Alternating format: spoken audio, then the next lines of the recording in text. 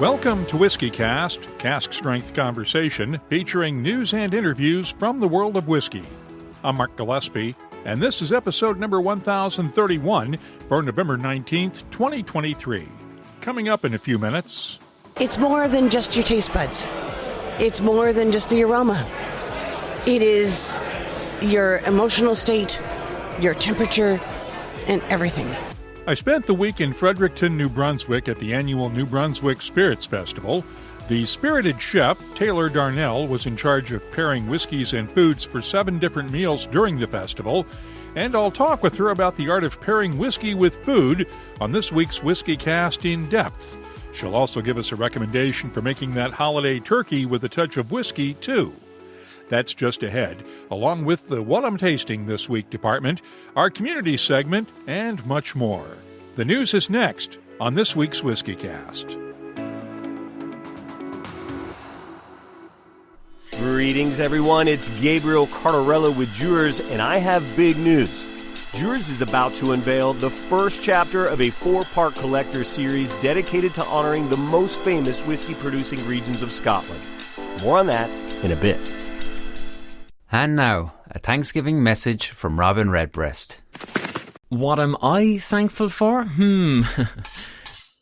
Being on the smaller end of the bird scale.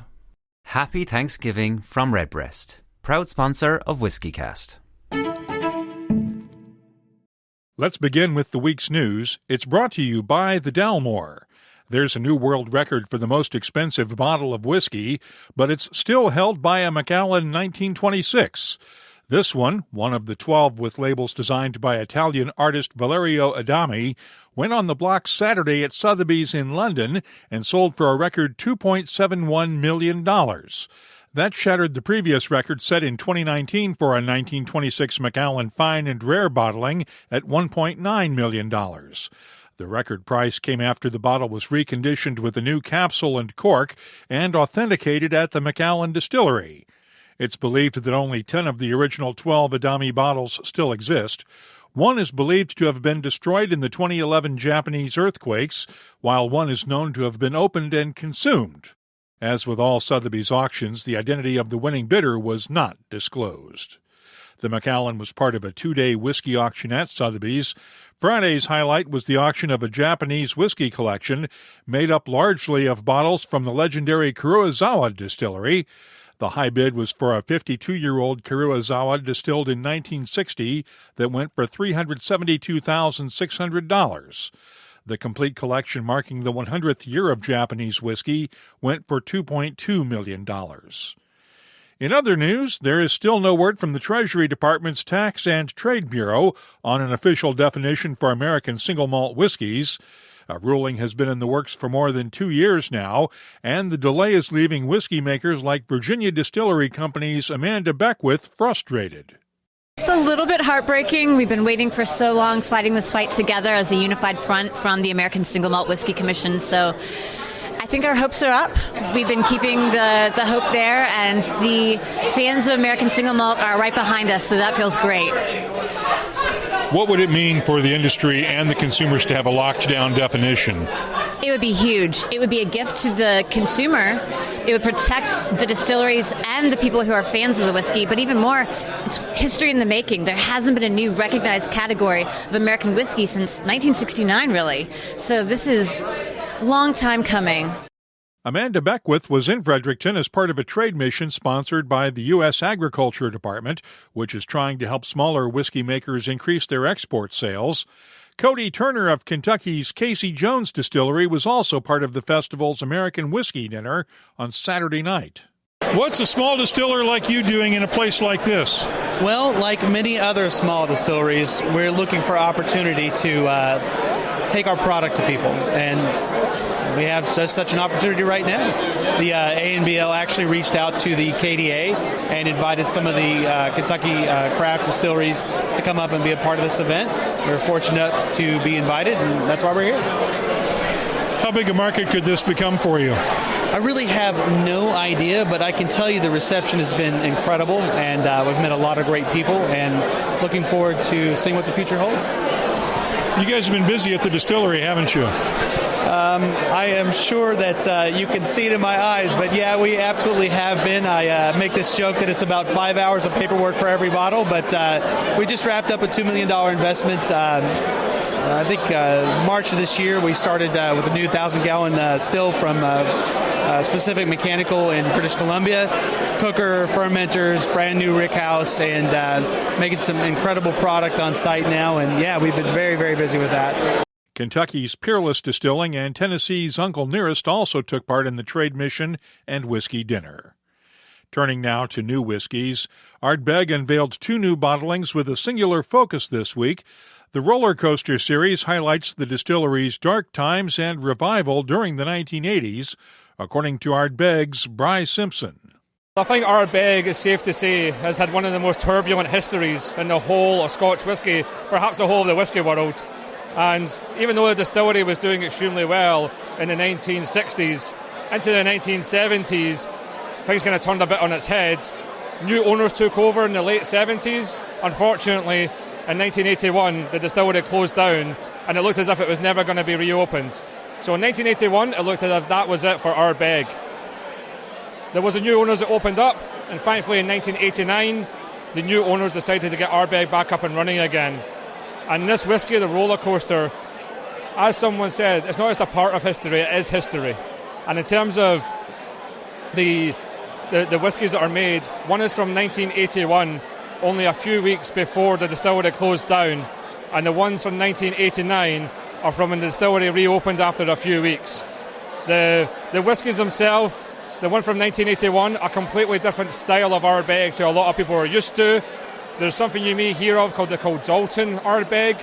That is actually an Ardbeg that's maybe not as pungent and phenolic as Ardbeg people are used to.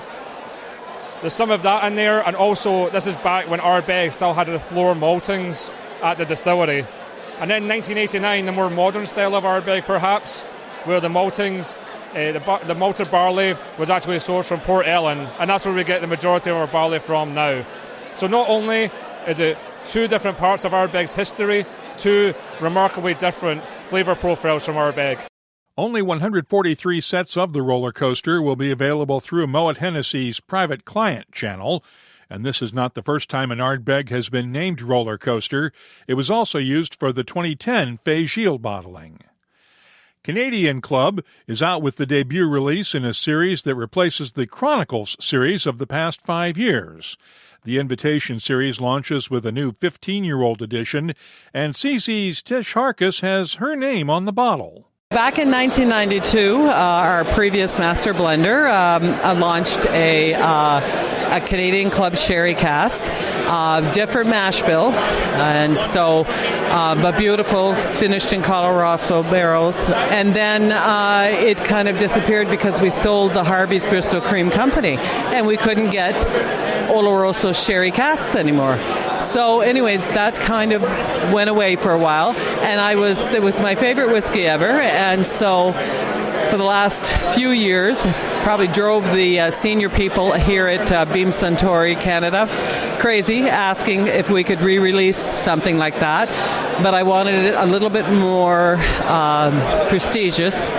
So what we did was we took the mash bill from our Canadian Club Classic 12-year, that famous, beautiful whiskey, and we took that, but instead of taking it out of the barrel at 12 years, we left it in the barrel for 15 years. So another additional 3 years on top, just added more caramels, more toffee, beautiful, a fuller aroma on the nose. And then we pulled it out of the white American oak casks and put it into the once used Oloroso sherry cask from Spain for about 1.5 years. So really, although the label says CC sherry cask 15-year, it's actually a 16-and-a-half-year-old whiskey.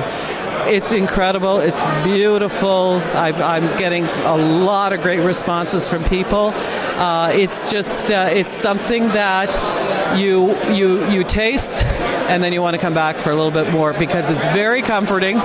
It's very warm. It's toasty. It's creamy with a slight little bit of sweetness at the end because of the sherry. And they put your name on the bottle, didn't they? Put my name on the bottle because I drove them crazy. But yes, I'm so proud. They put my name on the label, and but I'm also personalizing bottles here tonight too. So yeah, it's very nice, very nice. The Canadian Club 15-year-old sells in New Brunswick for $89.99 Canadian a bottle. Pricing will vary in other Canadian provinces and the U.S. Elixir Distillers has revamped its Port Escague range of Islay single malts. There's an all-new 8-year-old version leading the range, along with a 17-year-old bottling and a cask strength edition. The 8-year-old sells in the UK for £49.95 a bottle, the cask strength $64.95, and the 17-year-old for £125 a bottle. They'll be available globally in the coming months. Deanston is releasing a new Virgin Oak cask strength single malt in the U.S. The whiskey was originally matured in ex-bourbon barrels, then finished for 12 months in virgin American oak barrels. It carries a recommended retail price of $97.99 a bottle. Old Forester's latest release sold out in just 14 minutes this week. 150 decanters of a 12-and-a-half-year-old bourbon were set aside back in 2020 because of the pandemic, but went on sale this week through the Old Forester website. The lucky buyers will get a special tour of the Old Forester distillery when they pick up their bottles at the distillery on Repeal Day, December 5th. One of those decanters will be on display at Louisville's Fraser History Museum as part of a new exhibit highlighting Old Forester's 150th anniversary. The exhibit includes decanters, packaging, and advertising displays from the brand's history, and one guest at the exhibit's opening party Wednesday night will win the right to buy a bottle of the 150th anniversary bourbon. Tickets are still available. The Fraser is just down the street from the Evan Williams Bourbon Experience, which is celebrating its 10th anniversary on Louisville's Whiskey Row with a special bottling. It comes from the Experience's opening year in 2013 and will be available at the Evan Williams Bourbon Experience and select Kentucky retailers for around $110 a bottle. You can keep up on the latest whiskey news all week long at the WhiskyCast website and in the WhiskyCast community app. The news is brought to you by the Dalmore. Hello, Richard Patterson here, Master Distiller, Master Blender for the Dalmore. You know, whenever the team and I are in the world sharing our exceptional single malt, we like to keep in touch with Mark Gillespie and the latest news from WhiskyCast.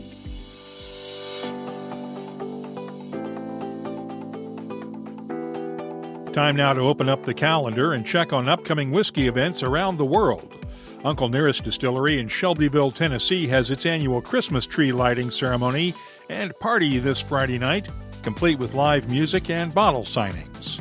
Keeling Whiskey Company in Dublin, Ireland has its Newmarket Square tree lighting planned for Sunday, December 3rd. Whiskey Fest Las Vegas is set for December 2nd, and the Whiskey Exchange has its Christmas barrel top tasting planned for December 7th. If you're organizing a whiskey event, let us know about it. We'll add it to the calendar at whiskycast.com and in the WhiskyCast community app. And now, a message from Robin Redbreast. So, in Spain, they call Redbreast Petit Roco. It's me, but a touch more exotic. Kind of like a Redbreast PX edition. Finished in Pedro Jimenez casks, adding a velvety and decadent dimension. You know, I won't lie. A climate like this makes me wish I was a migratory bird. Proud sponsor of WhiskyCast. Redbreast. Pass it on. WhiskyCast In-Depth is brought to you by Mortlock and the Classic Malts lineup. One of the highlights of this year's New Brunswick Spirits Festival was the food and whiskey pairings at 8 different meals throughout the festival. The spirited chef, Taylor Darnell, worked with the staff at the Delta Hotel in Fredericton to create the menus for most of the meals, including an Irish whiskey breakfast, cocktail lunch, and 2 whiskey dinners. I spent some time after the American whiskey dinner Saturday night talking with Taylor about the way our mouths process the combination of whiskey and food. So how does the mouth work when we taste a whiskey? Where do we taste it on our tongue, and how do our taste buds work? You actually taste a whiskey or anything you take into your mouth with your entire mouth. The things that are meant to do the most of the tasting are the papillae on the top of your tongue. Those are the little things that stick up on the top of your tongue. And they each have 30 to 50 receptors on them. And in different sections of your mouth, I'm sure that everybody in school was taught that there are certain sections of the tongue that taste certain things. It's not that you could only taste sweet on the tip of your tongue, or you could only taste bitter on the sides. It's just those areas are more receptive to those kinds of compounds. But because taste is comprised of not only what you taste, but what you smell, the odor, and how you're feeling, and the temperature in the room, and so many things all comprise of what you taste. The temperature of what you're tasting, the actual compound. It's a complex thing. I'm sure that everybody's had a situation where you take something into your mouth and you taste it, and it tastes like chalk. And it's because it's been an emotional situation or something like that, and nothing tastes good. Or you're at peace and you take one bite of something, and it is the most amazing thing you've ever had because you are completely mindfully present. So it's more than just your taste buds. It's more than just the aroma. It is your emotional state, your temperature, and everything. When you taste a whiskey, what do you look for? I look for the things that what I don't expect. So if I know I'm going into tasting a sherried whiskey, I'm going to ignore the points that I am expecting. So especially when I am working with foods, pairing with foods, if many of the elements are similar, baking spices, red fruits, jammy compounds, I take those out of the equation and I look for the leather. I look for the umami. I look for the olive oil. I look for the rosemary and thyme. I look for the things that might have happened in the barrel or as a result of air or whatever that make it individual. And that's what I then work with the food. What is the secret to matching food with whiskey?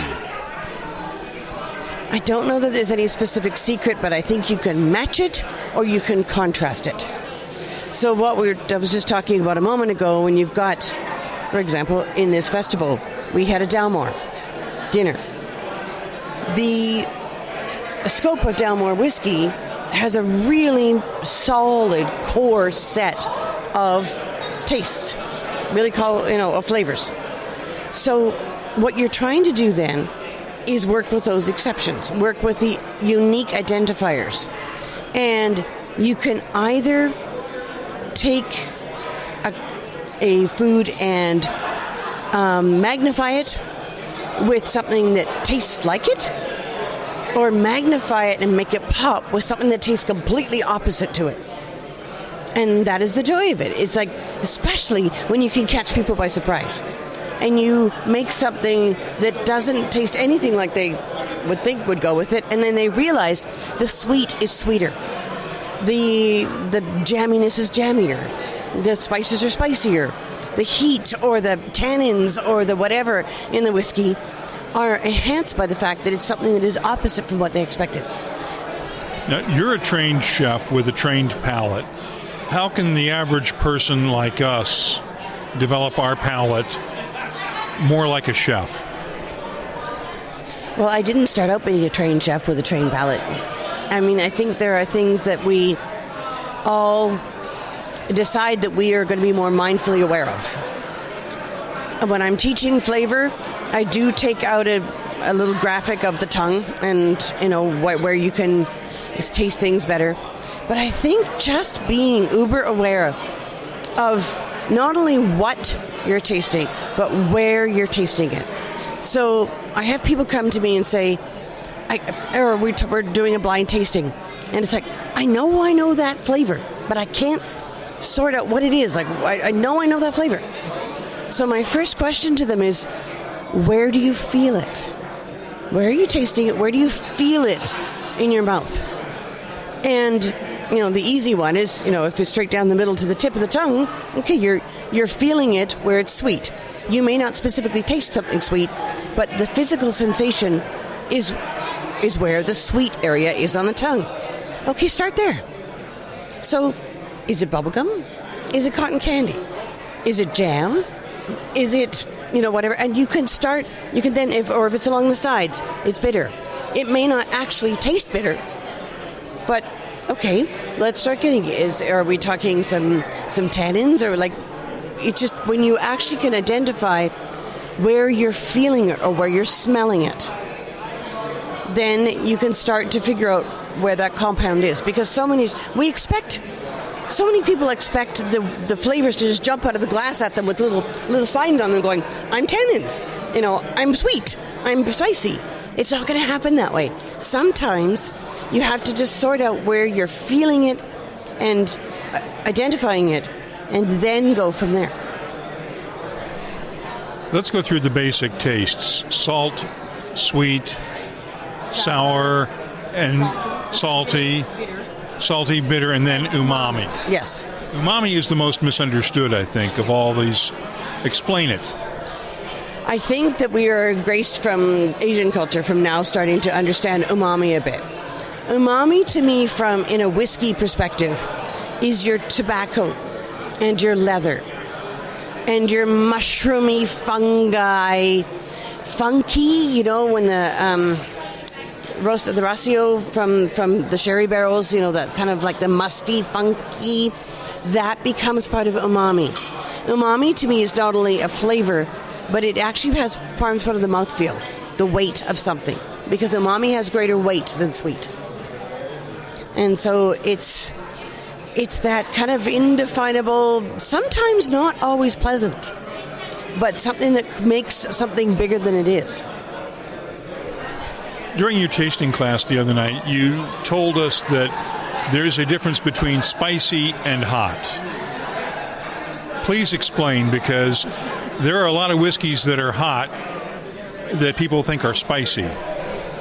I think this is just one of those things we grow up with. And it depends where you're from and what your parents taught you. But I deal with so many people on a day-to-day basis that say, I don't want it too spicy. What they mean is they do not want the pain receptors on their tongue to burn from having consumed this substance. I.e., if one takes a spoonful of Tabasco, their pain receptors are not going to be very happy.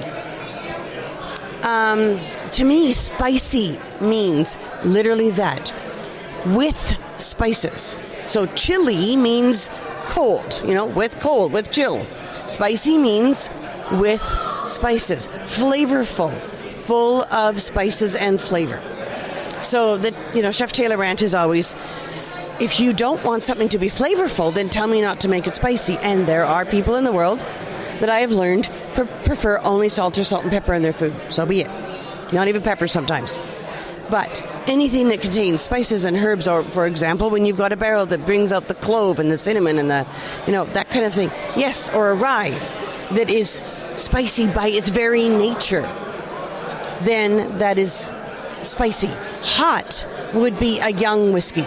Hot would be something that literally engages your pain receptors and burns them. And the pain receptors are different from our taste buds. Absolutely. Yeah. So that's why, and so when you think of eating a ghost pepper or that kind of thing, those are going to engage your pain receptors. They're going to cause your mouth to water. They're going to cause your eyes to water. You can't breathe. That is pain receptor. And that is actual hot, something on the Scoville index that is going to actually make your body react to pain. But spicy is flavorful. What flavors do we get in whiskey that we shouldn't be getting, that are a figment of our imagination? Like something that you want to be there and don't, or just context of the question, sorry. Yeah, like something that you want to be there that you perceive, for instance, in a whiskey that's been sherry finished. You perceive you're going to get figs and dates. And you may not get those figs and dates, but you think they're there. Because, again, it's the predetermined ideas of what what we want to perceive, like you said. The important thing when you go into any, especially new tasting of anything, even the kids that I teach to cook, I put a little pretend button on the side of their head, and I say, open mind, open palate. And I make them touch the side of their head, especially when they say, I don't like that. Open mind, open palate. And I think it's really important, especially when you're encountering something you've never had before, and if it's a new sherried whiskey, okay, you got to pretend you don't know. You got to pretend you haven't read the liner notes. You got to just open it and taste it and take it in your mouth and let it hurt, let it burn, let it do whatever it's going to do, and take it new. Open mind, open palate. Then you're not making things up. And there are no wrong answers. I don't think so. You know, I came from a world of learning about wine. I'm not a sommelier, but I grew up in the hospitality world and knew a lot about wine. And a lot of it is transferable. But there is, in the whiskey fabric, in the whiskey world, there is no snobbery around this. Do you like it? A-B. You know, do you like this whiskey? Do you not like it? Would you recommend it to your friends? Yes or no? How much would you pay for it? Would you give it as a gift? And those are just the basic, simple questions. I mean, some whiskeys are an incredible gift to us. We had the pleasure today of tasting things that nobody else will ever get to taste. That is something that somebody went into work one day and laid down the hearts of that whiskey, and we get to taste it 30 or 40 years later. And that person went home to their wife and kids or whatever it is, and we get to taste the love in that long later. But it's amazing what we get to enjoy. And I think that every time we come into a new flavor, I mean, when you have a new vegetable, you know, you're not sure whether you like it or not, or when you've had something you don't like, and just take it fresh and learn that flavor changes. And as we grow older, as our bodies change, as we go into different environments, if you're in a more seaside environment, you may be less sensitive to salt because you have it around you. Anywhere that air enters into your orifices of your head, you've got an ear, nose, and throat connection, you are able to perceive taste. You don't have to actually have something in your mouth to know that the wind is full of salt that day. So your emotions, your environment, the heat, everything is part of that. You had to pair whiskeys and gins for 7 different meals this week at the New Brunswick Spirits Festival. Did you have a favorite pairing? Oh, dear. Yes. Being able to work with the Glenmorangie set. And Glenmorangie was my first Highland whiskey love. And not only did we work with them as a neat, but the fellows at Glenmorangie decided they wanted to do cocktails this year. So I worked with Evan and Brian and created not only food, but created cocktails with that along the same lines. And it was fun to be that creative. The gin lunch was fabulous in that way too, except I did everything. But the collaboration with Brian and Evan in the Glenmorangie, which has been always a love of mine, was so fun. Give me an example of what you paired with the cocktail. Oh dear. The first one was called G for Giraffe. And it was based on the 10-year-old, and which is their core line. And one of the things that I have always loved most was ginger. I just love ginger. And it just so happened that one of the key botanicals in that core line is the ginger. So we played on that and used a ginger beer and used some herbs, some fresh herbs, and made this lovely, sparkling, very orangey kind of cocktail that worked with that. And it was wonderful to just watch everybody take it into their mouth and enjoy it. What food did you pair it with? That was a cocktail on its own. I'm sorry. So it was just, the pairing was creating that cocktail. Your favorite pairing, though, not just a cocktail, but food with a cocktail. What was that? When we did the Glenmorangie lunch, Evan had come up with the idea of something called a fat wash into the Glenmorangie Lasanta. Now, the Lasanta, don't touch my Lasanta. I love my sherried Lasanta. But he had come up with the idea of taking some spices that I was using in the course and putting them in butter, brown butter, which was in the main course, and then infusing the Lasanta with them. And it was cloves and nutmeg that were going into some handmade spinach gnocchi. So this isn't your typical potato gnocchi. This is spinach and cheese gnocchi that are handmade with a little bit of nutmeg and a little bit of cloves. And then we put with those a browned butter, like a nutty butter, that also had nutmeg and cloves in it. And then finish the whole thing with grana padano cheese, which is salty like a typical Parmesan, but salty and sweet at the same time. So the beverage was black lemon bitters and olive and lemon oil, and the Lasanta that had been infused with these spices with the fat. And then these beautiful little green gnocchi that were so delicate and full of flavor with that hint of nutmeg and cloves and the nutty brown butter that was so beautiful. And just it all came together. And not only it looked beautiful, and it tasted amazing. As we were recording this, we are going into Thanksgiving week in the U.S. A lot of people are going to be cooking this week. What can you recommend for pairing whiskey with, say, turkey? I would say to not roast your turkey in its traditional form. I would say roast it in pieces. And then take some puff pastry or filo pastry and lay it down.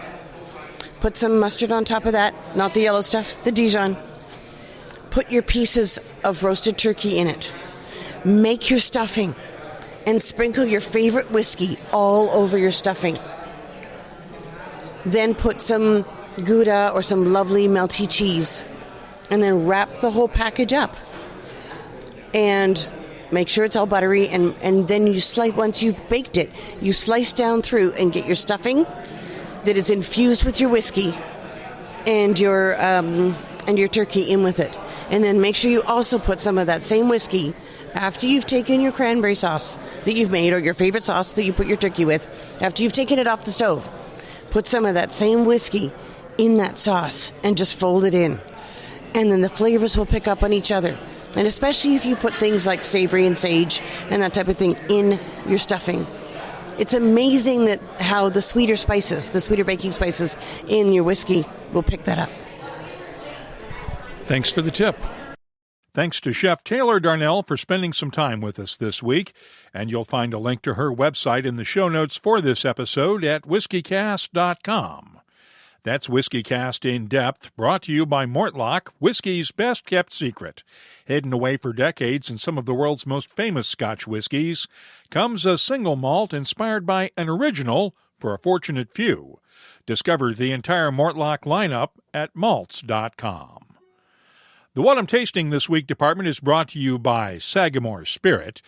Tasted a lot of whiskeys this past week in Fredericton, including a couple of Canadian whiskeys with celebrity connections. Singer Michael Bublé's Fraser and Thompson whiskey is actually a blend of Canadian and American whiskeys, labeled as a North American whiskey. It's bottled at 42% ABV, and the nose has notes of caramel, honey, and dried fruits. The taste is light and crisp with a delayed onset of cinnamon and black pepper and touches of honey, caramel, and vanilla. The finish is long and sweet with lingering hints of spice. It's an easy drinking whiskey that's as smooth as Bublé's music, and I'm scoring the Fraser and Thompson North American whiskey an 88. Actor Kiefer Sutherland is one of the founders of Red Bank Canadian Whiskey.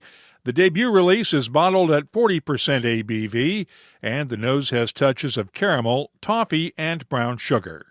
The taste has a nice balance of clove, cinnamon, and allspice notes, with honey and caramel in the background.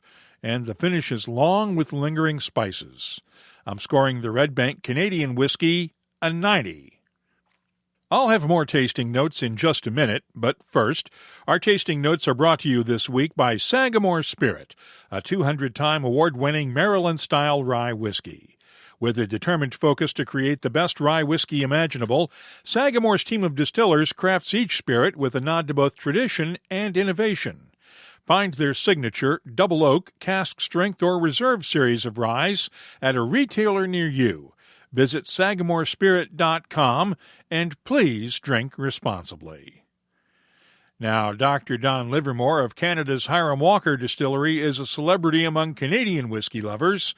He's created a new Lot 40 rye whiskey finished in port wine casks and bottled at 53.1% ABV.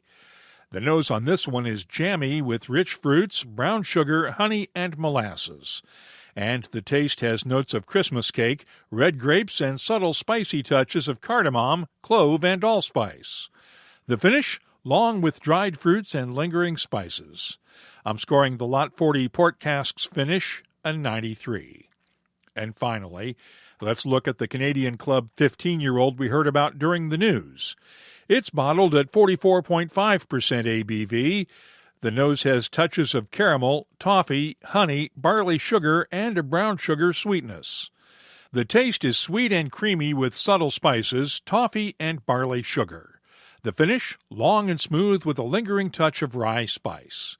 I'm scoring the Canadian Club Invitation Series 15-year-old a 92. The What I'm Tasting This Week department is brought to you by Sagamore Spirit. I'll be adding these tasting notes to our searchable list of nearly 3,600 different whiskeys from all over the world. Check it out this week at WhiskyCast.com. At Dewar's, we are gearing up to unveil a prestigious 4-part collector series of exceptionally high-end blended malts. The first gem in this collection, none other than the extraordinary Dewar's Double 37-year-old, a blended malt that is nothing short of remarkable. The Double 37-year-old undergoes Dewar's cutting-edge 4-stage aging process, meticulously designed to draw out the essence of whiskey barrels dating back to the late 80s. The result? An impeccable balance and a level of smoothness that is off the charts. To pay homage to the Speyside whiskey producing region, it gets an extra tip of the hat with the finishing process resting in Oloroso sherry casks that once cradled the prestigious Altmore single malt whiskey. As for the taste adventure, brace yourself for captivating notes that include the warmth of cinnamon, the velvety sweetness of heather honey, succulent juiciness of peaches, zesty pops of orange peel, and a decadent shower of brown sugar. And let me be clear, I'm merely giving you a glimpse of the sensational flavor adventure this whiskey has in store.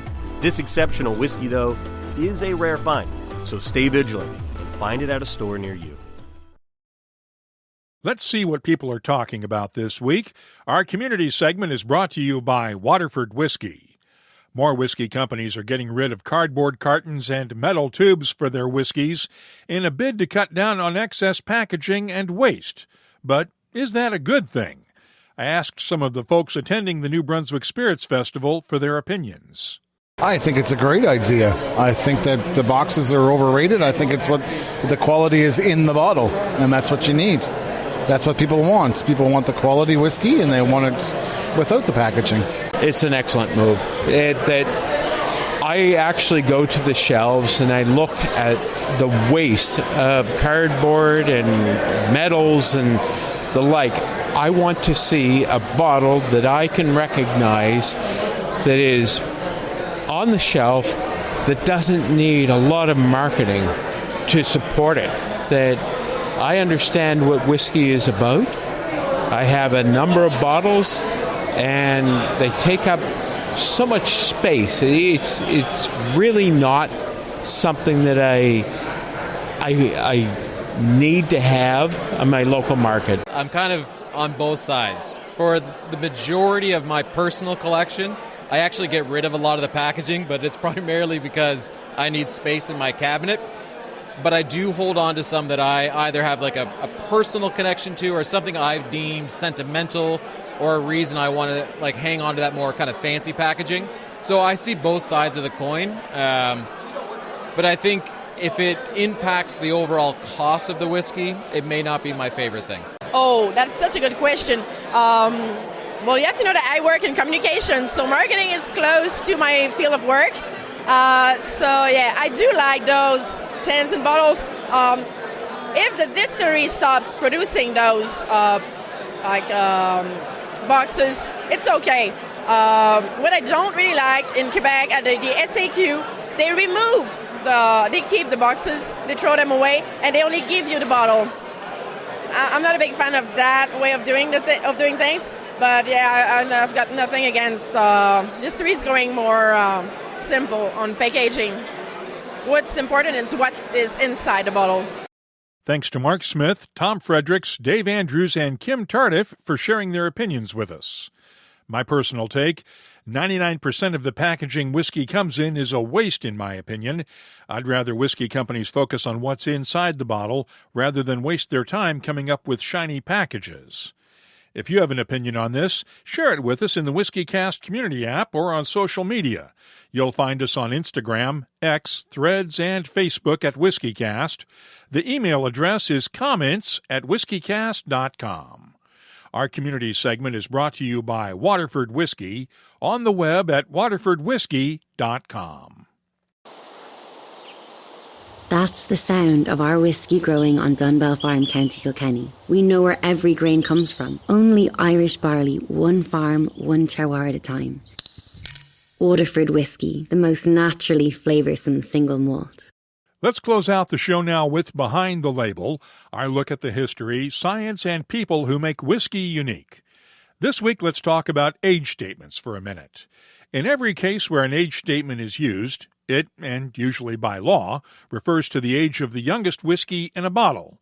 So how does, for instance, Canadian Club get away with selling a 16-and-a-half-year-old whiskey with a 15-year age statement? Well, it's perfectly legal to understate the age of a whiskey in a bottle, and some distillers will do this if they're short on a supply of whiskey of a certain age.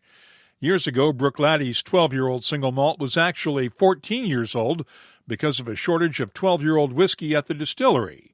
They wanted to keep the 12-year-old expression alive and had money invested in labels they didn't want to change, so consumers got an older whiskey for the price of a 12-year-old.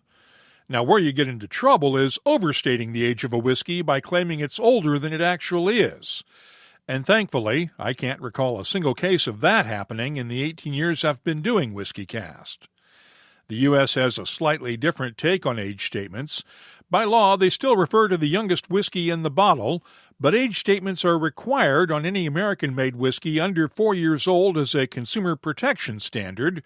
They're optional on whiskeys over 4 years old. Those rules don't apply to whiskeys imported into the U.S. from other countries. If you have something you'd like us to look at on an upcoming episode, just get in touch with us.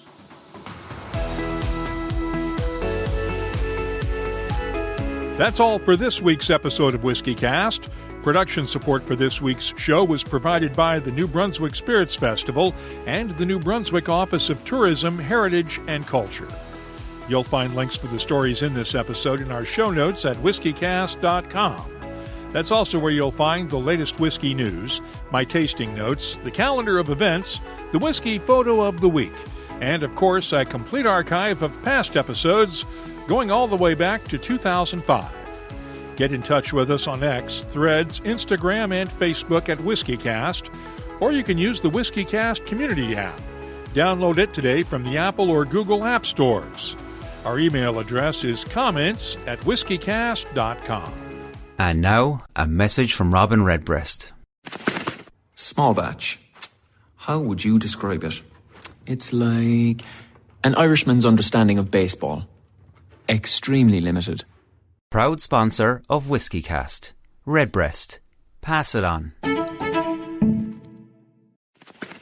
Dewar's Double Double 37-year-old blended malt whiskey is a true collector's treasure, a rarity worth hunting for and cherishing, perhaps sharing with the lucky few. Please drink responsibly. Copyright 2023 Dewar's Blended Scotch Whiskey, 48% alcohol by volume. WhiskyCast is a production of Cask Strength Media, copyright 2023, and comes to you from the charming, yet regrettably dry town of Haddonfield, New Jersey. I'm Mark Gillespie, reminding you that when you drink, please drink responsibly.